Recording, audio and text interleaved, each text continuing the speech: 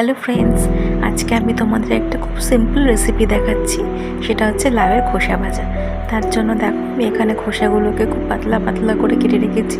তার সাথে রেখেছি আলু আর পেঁয়াজ, সেগুলোকেও একদম পাতলা করে কেটে নিয়েছি। এইবার দেখো, কড়াইয়ে তেল গরম হলে তেলের মধ্যে ফোড়ন দেব কালো জিরে আর কিছু চেরা কাঁচা লঙ্কা।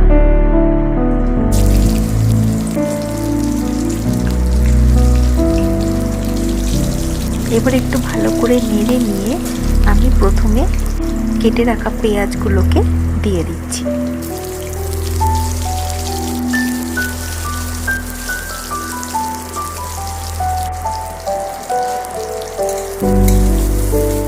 পেঁয়াজটা যখন মোটামুটি হালকা ভাজা হয়ে যাবে, তখন যে আলুগুলো কেটে রাখা ছিল সেগুলো দিয়ে দেব।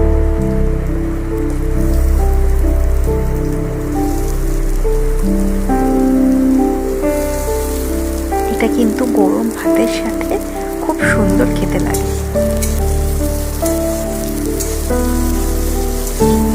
এবার দেখো, আলু আর পেঁয়াজ দুটোই যখন মোটামুটি ভাজা হয়ে যাবে, তখন আমি কেটে রাখা খোসাগুলো দিয়ে দেব।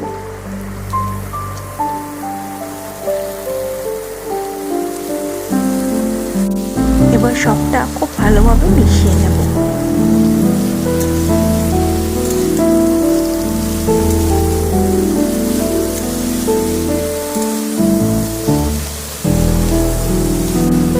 এবার দেখো, মেশানো হয়ে গেলে আমি এখানে পরিমাণ মতো লবণ, মোটামুটি 1 টেবিল স্পুন মতো, আর হলুদ গুঁড়ো 1/2 টেবিল স্পুন মতো দিয়ে দেবো। আর দিয়ে দেবো, এটা একটু মিষ্টি মিষ্টি হবে, তার জন্য 1/2 টেবিল স্পুন মতো চিনি। ব্যাস, আর কি কোনো মশলা কিন্তু এতে যাবে না। এবার খুব ভালোভাবে এটাকে নেড়ে চেড়ে ঢাকা দিয়ে দিয়ে রান্না করতে হবে, কারণ ঢাকা দিলে তবেই এটা আলু সমেত এই খোসাটা প্রপার একদম সেদ্ধ হয়ে যাবে।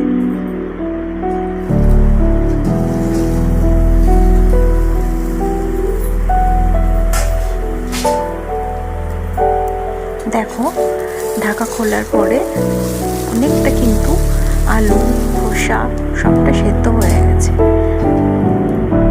আর একটু সেদ্ধর জন্য আমি বারবার ঢাকা দিয়ে দিয়ে করব। দেখো, একদম কিন্তু পুরো রেডি হয়ে গেছে লাউয়ের খোসা ভাজা। এটা রুটির সাথেও যাবে ভালো, আর গরম ভাতের সাথেও কিন্তু খুব ভালো যাবে।